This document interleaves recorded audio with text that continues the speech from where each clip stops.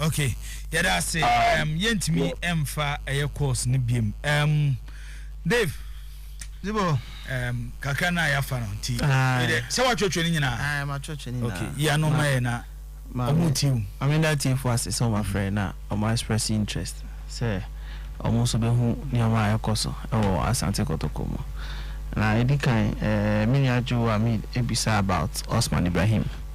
And Osman a player a Denmark in Faisal alone. Osman Cork in Faisal occupy.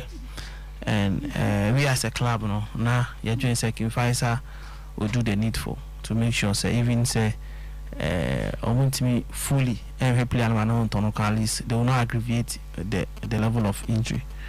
Until Rebecca and Sana is starting preseason, you know, and you say any normal injury economy. Na injury, I think they say baby and say no. Injury say any surgery. Na the whole tunnel. The surgery na been a Sharif Mohammed and some other key players. We are at the community and the rest, and the choose an alternative means, but been a Sharif. Into injury, we are to take you a long period of time, at least more than 6 months to 8 months. As an Huato surgery is no body kaka. No boss ropa. I begging for other clubs to even go ahead and have it done. Into any medical team, I work on for no chairman, my pen so akasa, and NCB we schedule a date. Na sikasemnako near Yamano. Into Osman a player, and we are going to take care of him. Okay. Other one was about Fabu census. And okay, so because Fabu census, Devil Bono Yenshimukina, I think Seni Panodika. Inti she all the parties share Yene Access Bank, Yene Jimatek, and I even cry. See, I'm no say Star Life, Nesta Assurance Obeka. Say Obiya Fabu census are part of Nipanisika Obichiano. It will go ahead to even secure insurance for the person as well. Inti year February yamwa ye ready mu say the ubon be kosro. Na no ka say when you issue kakra for some months and 10 trimester say you can say your comments no nja the number was here. Me say producers no be farmer me. Only one other gentleman also can say register so West Hill City. Also register into me enfa. The sense on also nja the number. Comments na say ebefa na mama technicians no reach out to him. Okay. Robert should be say about second round signings. Say yepe striker any other. Now obi obehwe no announcement you dey one of our strikers Samuel Boateng Ekolon or Samate. Samuel has not been playing so much as well. And there was an interest in player and transfer so no. Also we say Beboa so we call another Premier League side.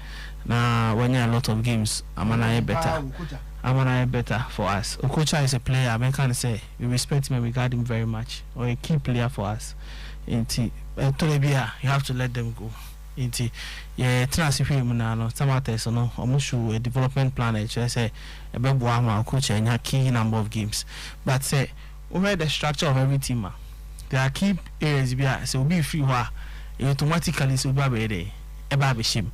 Inti so where strikers was so coach a free man obviously no yeah they will be super be shame with that capacity yeah believe so much so bet my offer so much to the club. Inti American say negotiations go so some say and my church has sent me a lot of sister station meaning say me senior he will understand say we negotiations it's important to keep it under the wraps.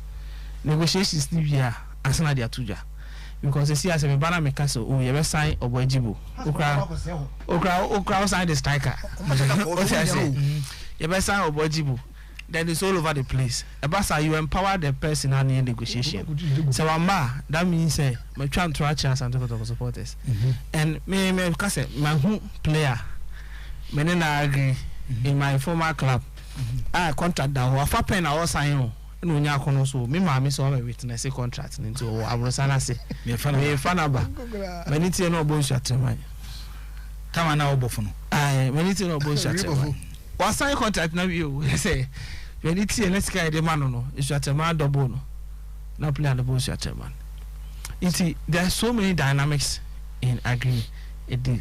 Me say, for example, say if I say international player, but apart from Frank Mbella and Ifegi, announcement, Abraham Masayo Cameroon.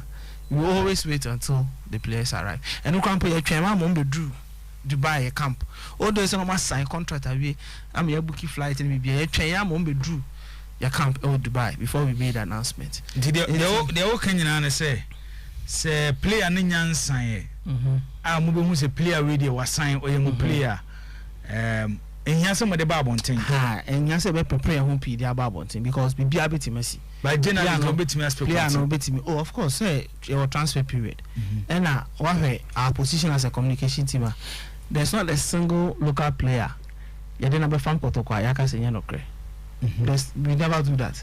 So why in place the Yabo Mudi within this period, about Kotoko crying come holder. But it's in the news as I took Kotoko sign player away. You will never come out and deny it. Because wait Mark so and then you know can be bien ho. Baby watch some situation be I'm one say you have to go and sign the player. And pass one kind of crime to for. It's a transfer period but mate me aka ama obi asuma to say send us some about here free as Ante Kotoko. There will be a new forward player. Our Babishim Ediamano. Some about Samates. Yes. Player for Frobeba Ababefele that particular Komodia for a player to come. Our striker. Our striker. That's particular striker. And there's Obi Busa say some amount for Obi the buy. More in him say more talk a Kwampu. Oh, Kwame Crowder say Kwame Ababo on Tameka say or the Kotoko negotiation. Or never say some or the percentage yet so but sen Americano we are still not done with the negotiation. Maybe say Kwame catch me say okay interviewer and come over to so then men kakra the level of negotiation but they are Ababo thing. But in so ana Kwame tin komo as you speak no nyanya signature na yet nyanya official but the official why not you mo be aswati in case say antima so na anya say abeshebo abra yentima yede and so because as you speak Kwame nye player then Kwame is a player who belongs to another club. Into negotiations now is going around that side. Into there are areas which means the players are free ho and never shape. And be honest say there Rashid Note I'll be shape more Bedford now. I'm a team now very strong. No? The window is still open and negotiation because you see the dynamic is different from now. There's a see some previous seasons say Nekra player be expressing interest. Say Opeso Bass and take Kotoko. You still have to make sure say obey the other man is better than other alternative base. You come in player over friend Mumbisa Kotoko me available. We show interest then the player start to do negotiations. When a player bet you say other offers because that's where football has got into. Because all those other club no. But so making sure say the terms of conditions and everything also is in favor. So you have to sit down and negotiate. A lot goes into transfer. But this particular management will proven. So when it comes to transfers, and you need 100%, but we've had a lot of it, about 70% or 80% right. Into you may bring in the right players to fill in those gaps. And I think some answer Robert Kobe and Frimpong who now was around that particular area. Amos. Amos just five specialists. Coach. Coach in the side. One of top players. And as a coach top players. Okay, my main for opportunity I mean church how a football club operates.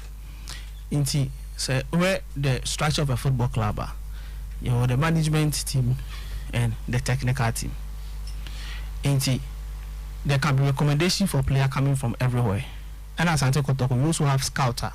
Yejo Mudi, Mutimi catch also. Young player be oh baby. I think say follow up, namu track here, or bet my good player. So let me give you a typical example. So a typical example, one of your scouts recommended Sharif Mohammed. Both the midfielder and the centre back. Okay. He's one of our scouts. Follow Division 1 leagues. Community in Division 1. Sharif last year, defender no Bomber Liberty. Yeah. And I midfielder no Bomber Steadfast. Into a friend said, "Man, who's our two players we?" Now, Tamana Isaku, Fatao, I was Steadfast no. There was one player on the year Jumani Nama Isaku performing. Inti movement in course play and then Sharif midfielder no. So what we do as management say, you bought technical team man, so report so we want to follow up. You follow up and report so we will forward it to you. Inti you could di Sharif Achi. Any who say no, Nepa Asamna scout Nikano. any report no pay. This is a good player. So we send a report to the technical team. Technical team also some trusted individuals who will also follow up. Into a meeting, I say, oh yes, we are confirming. It's a side management. Go and get this. So go and get this player for me. So I prepare a sheriff made for that. Sheriff made for that was a recommendation, but start my recommendation in buy no. Now the season now gonna be. Into any videos kakra we shared with that technical at that time. Not Abdullah Ghazali and sheriff defender. You see our national galaxy or black galaxy. Into Gaza looks at his videos with other technical team. So no, we Omanembra, they were both friendly match. So let's see him in the friendly match. He came, he performed, he went ahead, and then we signed him. So a collaboration between the two parties. So the coach in quantity mean kofa player and funny team without the knowledge of the technical team. Because management. Or the management. Because the management who do the negotiations. It's the management who checks say, oh the coach is one player. We're interested in the player. Management never check say player or body divisions and the contract I can say kind of the team right? And management cannot also go ahead and sign players and impose on the technical team. We don't work that way. It's every player be a sign as Kotoko. I buy a piano. Say you got the recommendations, you go ahead and we report who says a good player. We sit down to Jojo. So sometimes the position your alternatives bear 4. About this, and this. All these 4 players are available. Now, it was for 2 men and young for. So the technical team will see and say, "So this is my favorite 2." But in case I'm call, Nasika Sem and negotiation, player will crowd to me call over to Quack. So maybe won't mean no. Into one young player already. This is the next alternative. And every move you make sure say the technical team is also in the known. So that opportunity in the bar, they go ahead. So for example, Rashid Note is established midfielder. Obi will follow football behind him say Rashid is a good player. And say Rashid contract was coming to an end. He will be a player a bit after. You don't just go ahead and have negotiation with Rashid without the knowledge of the technical team. Into your book is about money. Oh, this is the player. The video is irony. Maybe Wakasa win a midfielder of this caliber. Or also, this is a player who is good enough and can fit in my model, then go ahead and bring him. And now Rashid Note is a player of Asante Kotoko. Until says education Kakrawi, it will help to resolve that issue. So, Amos, exhaust specialist, technical team in place. What happened? Yes, there was a space between timer and Ogumini team moving, and then timer you brought in another technical. But I gave an example. At that time, I don't know. So make us an if you a listener. I gave an example. Say, this Sharif Muhammad defender Nebane. It was Ghazali who was there at that moment, who went ahead and gave recommendations. Say, let me see, let's bring the boy. Now boy in the NBA 3-number match. Though he was not going to and he be performed. the coach. But he's a technical person. Okay. That's what I say. He's the technical person. Say, there have been middle seasons by. There have been within the seasons. Yeah, a coach be quite Sunday coach for Fraba. And in that moment, a coach in the Kwan. The fact that there's no technical head doesn't mean sitting in your training. Exactly. The person has the capacity to also go through potential signings and recommend them. Exactly. As for scouts, they are always there to able to recommend players for you when you are there. Okay. So I think that this education will do. What were your questions, Nana? I got Don Tedeku injury. Yeah. So Tedeku injury was a bit serious, Kaka. But the good news, they say this week and at most next week, we'll start the recovery process. Okay. When you're recovering the gym, so I can't solve a backfield. Over to 2 weeks, I started ball work. And the last one was Kotoko and Adriana issues. And Nicholas Mensah. Yeah. I'm on for the messages. Miami Enoch. Our Nisi Pharmacy Accra. Or saying Obeng through more light on a protesters here, Adriana, Tia Kotoko and Nicholas Mensah. Na church mu dientia Nicholas Mensah after Kotoko near Adriana game no omo game bi amfa Asante Kotoko. Okay. Inti yani Adriana Stars Ekoball match 1st January this year. Ewadoma Ebani goalless. And part of our squad even started was Nicholas Mensah. And after say a ball match in the way, and it was rumors, but we were just waiting for confirmation. It was confirmed say Adriana Stars I protest. Say Asante Kotoko Yusu, an unqualified player in the person of Nicholas Mensah. Edible match, you know. And by so doing, they say GFA 40 Asante Kotoko points.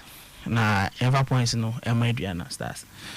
But Basa so GFA no be send the protest, no the ama club na ya complaining against you to reply. You have protest now. Even there were certain laws that Adriana for Akuti Krampona it's not in the regulations. And there is already precedence in Olympics versus Accra Suffolk last 2 seasons. A protest was done in relation to player Olympics usually, and at the end of the day, FNU to me establishes Olympics do not participate in anything a map player no year unqualified. So Olympics has been exonerated. And based on those precedents, we have also done our case to the GFA.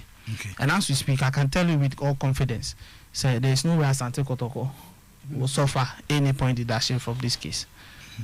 O kan wa ha na no pay say Nicholas Mensah protest Adriana ayede tia eya Asante Kotoko no. Yen kan asem ni wi no.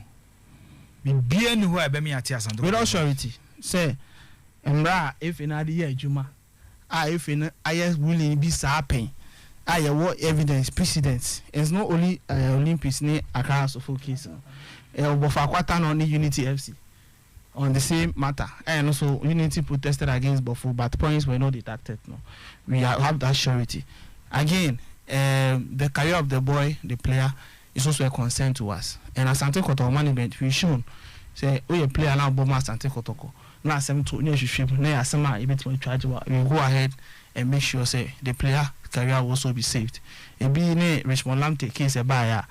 A issue statement say we are going to go out to make sure say just is done for the player. A buyer says he no for be come by share.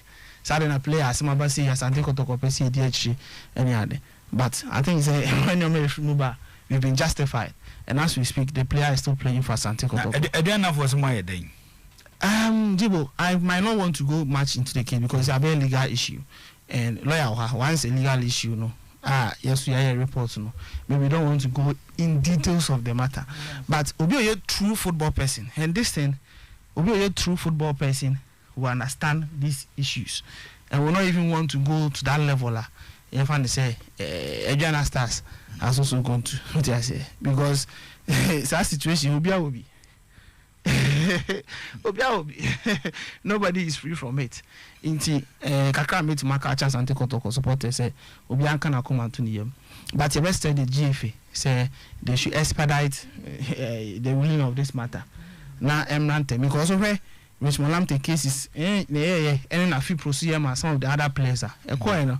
Omo tena sontem. Cast tena sontem because these are careers at stake. So into sometime so that the clubs will know the next move to take. So what is it that you want to air with caution and I say injury? Of course, once the number is for a case, your advice and a lawyer can say you let him, and psychologically you also want to make sure say the mind of the player is right because either his career will be at stake. But in America we have the full case and pay our lawyers and how we went through this case. Any similarities of other cases we know so we can salvage his career. Next me tell we are because of Adriana protest and Mufu say as a player no etanchen kakra both psychologically and then to train on caution. Okay. Yeah. But yet it is a musuma a protest be Adriana Stars. Oh yeah protest. We file a complaint to Adriana Stars. You file a complaint to GFA on a similar situation. Say Adriana so day. On a similar situation, say the one we reported Nicholas Mensah. We have 5 of their cases, and as we speak now, if complaints on 1. More Adriana so 5 players. So we've complained on 1. And it is Nicholas there no. And so we've complained on 1. Different from it's even different from that of 4 more that after if you know expedite their judgment on it, then we also go ahead with the rest of the 4. Wow.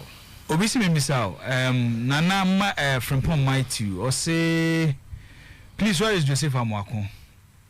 Is he coming back to Kotoko? Or your Lico loan. And transfer na loan deal and Okoboy. And so I make a club no so I didn't come at the right time, no. Information be a one loan deal no be no. Whether it's be made permanent on our player neighbor back. And any other information will be no. Your Baba wanting my supporters in our sort.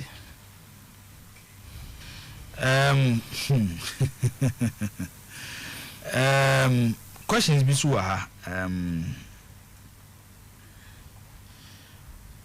obi say ada na mo ne F in Star Times nka nanka mo games amubu ni fi nyina no munya na nwumre.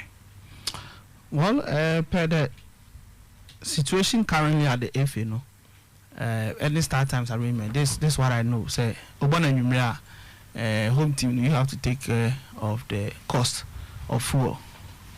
And CC number, roughly number 6,000. So there were times last season, match beat me quite near catch FA for say, oh, move from Numera. Now, as a club, you take care of that cost. Because at time every numbers never na fuel was also around 3,000. So now it will make economic sense. Say you will pay for the fuel and get more in attendance. Na be sika. But recently attendance higher. It's not being so much in career. About much 7,000. So imagine say boka fuel 6,000. Now when you 7,000, that means virtually profit I can around 1,000 cedis. And I think that's not so a cost start time for to take. It's not a cost that the FA want to take. But where any Kotoko Royals here baso Nyambo akwesi that 6 p.m. is omona as schedules our time. So they will obviously take that cost. Okay. Let's see say it me fan say Kotoko na FA koka. Maybe FA ni ti asese Kotoko mo match anwumra. Mo Kotoko na full kanyina. Yeah kwa. What I say. Say we buy here FA na the 6 p.m. Then it's the FA maybe start time that will take cost the care of the cost of fuel. But say even say midweek it's 3 p.m. near castle FA is there any way between that cost 6 p.m. Then we should be ready to absorb the extra cost. Okay. And in average attendance any kind of because we never see 100,000. There's no need for it doesn't of course it will make sense. Say because we will absorb the fuel cost so that we can get extra people to come into the stadium. So this uncommon. Before any week, minim say more question be ambabusa na afi yanko kwesiada give us Kotoko ni Kotoko Royals bebono. Well, answer a part of the but kitwe be boy now the modern samates no. Some what in coach. Last season Liverpool player and Kabaka say boy no. They didn't escape me. The Liverpool player some what. Did you say before the meeting last season before Obi Prano. Now we in figure name Bella, he was the 3rd top scorer for Kotoko. Yeah, 5 goals. If I'm right, I think 5 or 6. Then he becomes the 4th. 5 or 6, yeah. Yeah. So after him, what informed the decision? Said he said I want to recover now. The only other opportunity to, after that he has to go on loan.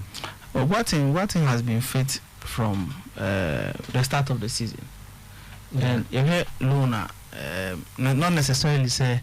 Maybe the player is not doing well and Abisa. Sometimes it's about the development of the player. Over checking about the number of minutes Awenya this season.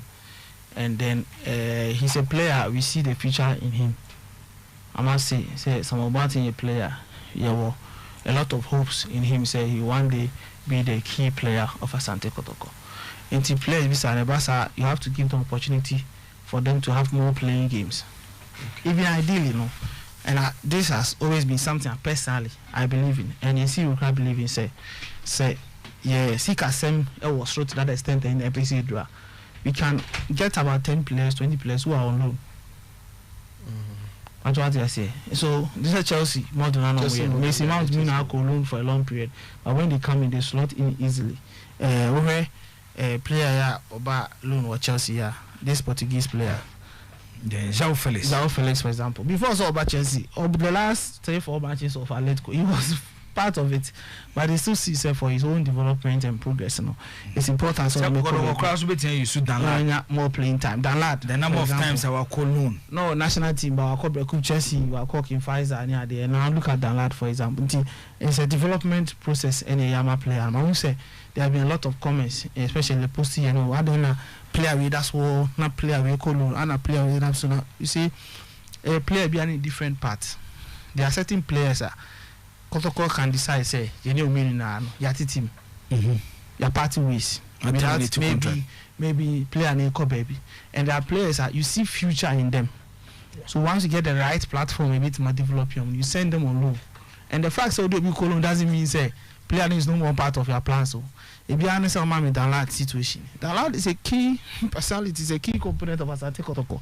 If you tell me no colony now, and now you're in Yahoo, the profiter, yenya or download so after say loan previous.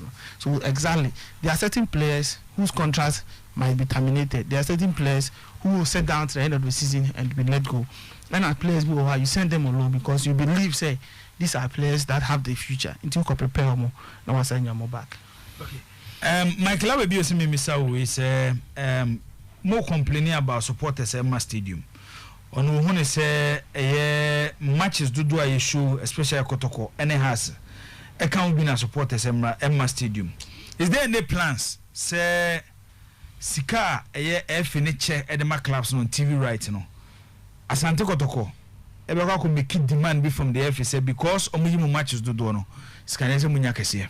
Oh yeah, you pay. I think say you buy first season. Idea easy, and it's unfortunate. I think that this question goes beyond normal answer. It's about our football economy, our football structure. Because, and for me, I don't think that even is beneficial to the sponsors. Say we sponsor Asante Kotoko, we sponsor the Ghana Premier League. Now Asante Kotoko and by large Accra Sofo are taking equal amounts as other clubs, because the sustainability of your product is based on these two major clubs. It's a fact. Say league sponsors are all sponsors. When you it's based on these two clubs, but then the system has been done in a way say, you know, it has not favored the two of us. It's a fact.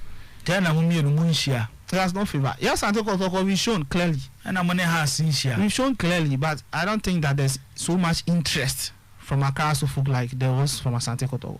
And okay, by first season, these were some of the key issues that we raised. To the extent say it was all over the place. Asante Kotoko is fighting the GFA because we're asking questions. We're asking for copies of start times contract, copies of contract. As we how can the GFA sign a sponsorship contract for the Ghana Premier League? And the Premier League clubs are the major stakeholders. We don't even have copies of the contract. We don't have copies of the contract. We're not bet power, not start time. We don't have it. We don't have it. So we can check clubs say these are your responsibilities. I didn't kind of say these are our responsibilities. But that's the situation that we find ourselves. Into a system, no? It's exactly that's how it's been created. And say one started some fight here. Say now okay. It's a collaboration between the two. That's how it's supposed to be. Collaboration between us and Kotoko that can fight these issues. And because how can you sign a sponsorship or La Liga? Now Real Madrid, any Barcelona are taking the same as Espanyol and I say Mallorca. It doesn't happen so. But unfortunately, that's the situation we find ourselves. And these small clubs, no respect to them, but in terms of maybe how big they are. Okay. They make their highest revenue. Abraham Mobile has and Kotoko in their home. That's where they make their highest revenue. And as from Paul Argentina, Buenos Aires, or say Aden Amuloni, I'm the question once about Okocha. Now Muki Pisa Futila and Samalapia. A good decision and answer a management decision. And see, that's why I said there are different parts for different players. The part where Obedi player Befaso, it's not the same part Obedi player Befaso. And you see, we still have a season to go. Sometimes some of these comparisons, and a player where you say that player, but it will be in a pathway. Because you don't know what went in sending Okocha on load because of his development. It's his development and the future we see in Okocha. And look at the age difference between Okocha and Savutela. And secondly, it's also about interest. Say, why? So be on for loan request in Bar say, Ebu when you are bright, so on Koloda. What do you have bright in Kolo? It will be a different pathway. But at the end of the day, you take the right pathway for every club. Okay.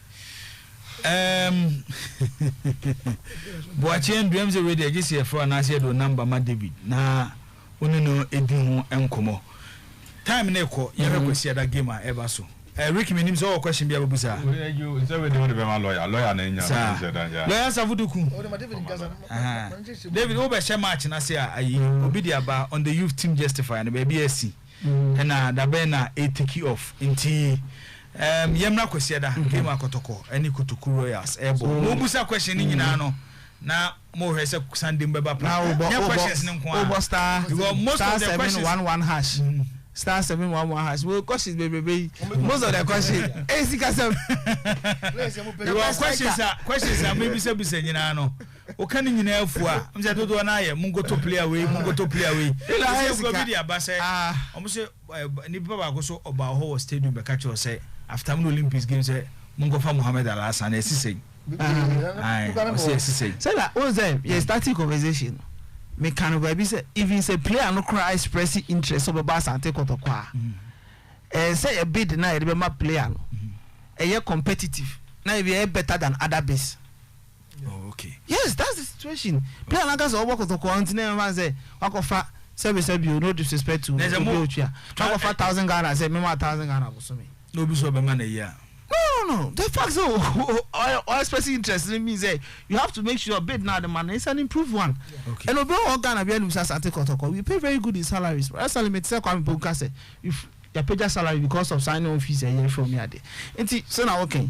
In commodity the bebre now it boils down to the financials of the club. Enti mo bisa na also ko stadium. Na man yes ka the two players. Now boss star 711 hash. Enye say oye ya kuto we. Yan ko tie drumra no. Nti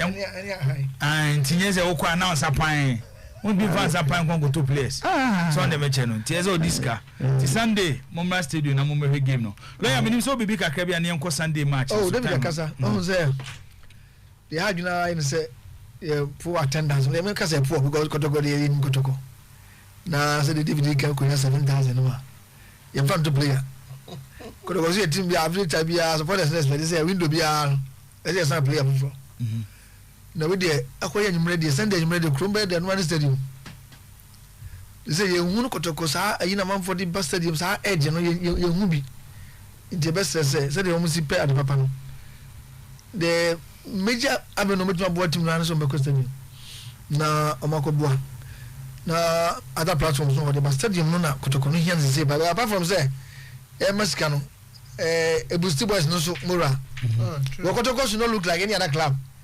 All the clubs no complain say oh stadium attendance then Kotoko they say different because countries be outside America and Canada no